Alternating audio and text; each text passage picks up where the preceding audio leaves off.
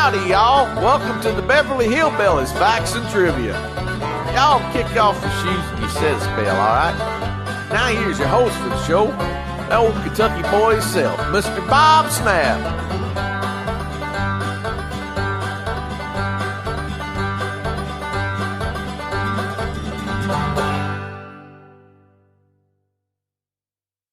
Hi guys, welcome to the Beverly Hillbillies Facts and Trivia. Appreciate you being here. Today's video, 12 fascinating facts about Mr. Buddy Ebsen.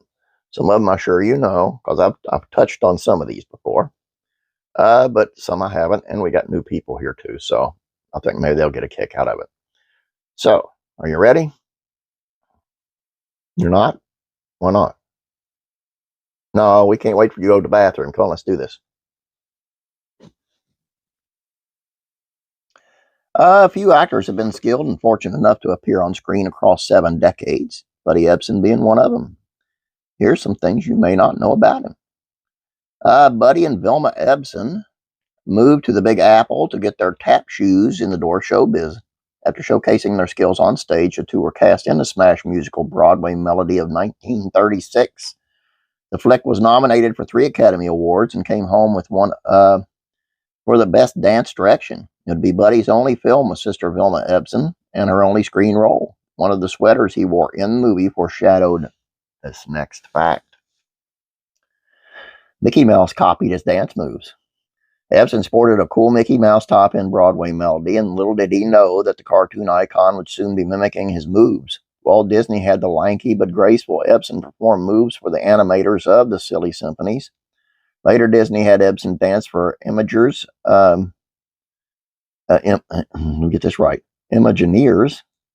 devising audio animatronics, the robotic puppet technology seen on the theme park rides like Pirates of the Caribbean. This one I'm sure you have to know. He was cast as both the Scarecrow and the Tin Man in The Wizard of Oz. Imagine what the immortal movie might have been with Ebsen. MGM initially cast Ebsen as a Scarecrow, but he and Bolger eventually swapped roles. But he would have been the Tin Man had it not been for the aluminum dust used in the makeup. Dangerous material collected into his lungs. One night in bed, I woke up screaming. I was sure I was dying. He wrote that in his autobiography. As he recuperated, the studio recast the role with Jack Haley and came up with a safer makeup technique. He was a lieutenant in the Coast Guard. In 1941, 2 years after The Wizard of Oz, Ebsen joined the military. He served on the Navy frigate USS Pocatello, a weather ship that served on Station Able. He was also originally cast as Davy Crockett, but at least got another part in the classic. Brazilian actor lost out on another iconic role. Ebsen was set to play the title frontiersman for the 1955 television miniseries Until. Disney fell in love with Fess Parker from the sci-fi flick Them. Thankfully, Ebsen was shifted over to sidekick role George Russell. He almost retired before taking the role of Jed Clampett. Ebsen portrayed Audrey Hepburn's older husband, Doc Golightly, in Breakfast at Tiffany's. She was more than 20 years his co-star's senior, or he was. After the film, Ebsen considered retiring from acting. However, his portrayal of rural veterinarian would lead to his casting in the Beverly Hillbillies. The Giant Jackrabbit is one of the most watched television episodes of all time. Numbers are truly staggering, like being punched by a kangaroo. Mere weeks after its debut, the Beverly Hillbillies was the most watched program on television. Between the years 62 and 64, the show averaged 57 million viewers. The episodes that aired January 8th and 15th in 64 ranked as the second and fourth most watched television episodes of the entire decade, respectively. The former of those, The Giant Jackrabbit, remains one of the most watched half hours of all time. It ran the same day as LBJ's first State of the Union address. Bear in mind, the show was luring around 60 million viewers at the time when the U.S. population was approximately about 190 million. He released a country music album in 65. He continued singing decades after Broadway Melody. Now firmly implanted in the American consciousness as good old Beverly Hillbilly Jed Clampett took his turn at some country tunes. Syrupy strings and backup singers kind of turned to Hollywood.